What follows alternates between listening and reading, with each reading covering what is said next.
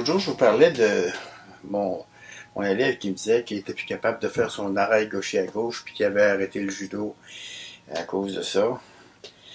On va poursuivre cette conversation-là, ou dans cet esprit-là.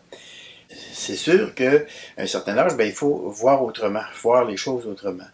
Est-ce que ça, si par exemple, c'est parce que moi, ce que j'aimais, c'est de suivre la gang en compétition. OK, parfait.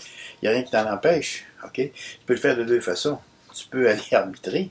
Tu vas être vraiment au cœur de l'action. Si ça, tu vas être vraiment au cœur de la compétition, pour au cœur de l'évolution de la compétition. Si c'est ça qui t'intéresse.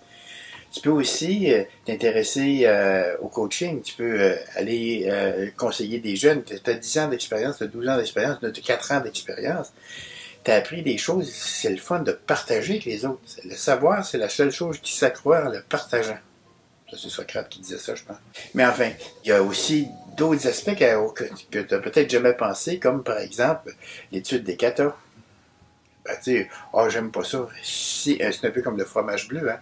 Faut que tu apprennes à aimer ça. Au bout d'un certain temps, tu vas devenir compétent, puis tu vas comprendre des choses à travers les katas, que seule la pratique des katas va te permettre de comprendre.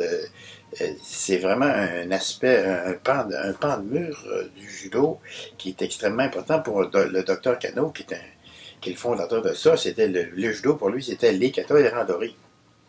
Il n'avait même pas inclus la compétition là-dessus. Donc, c'est ouvrir son esprit. Parle-en à ton prof. Tu vas voir ton prof. Tu dis, écoute, moi, je suis plus capable de faire de compétition, je suis plus capable de performer. Comment je pourrais continuer à m'améliorer?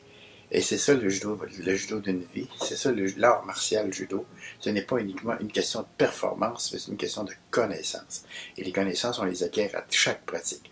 On réfléchit là-dessus, puis on agit là-dessus surtout. Fait que je veux vous voir sur les tatamis, même si ça fait 2 ans, si ça fait 5 ans, si ça fait 10 ans que tu as arrêté, parce que tu as encore des choses à apprendre, parce que tu as encore des choses à nous montrer.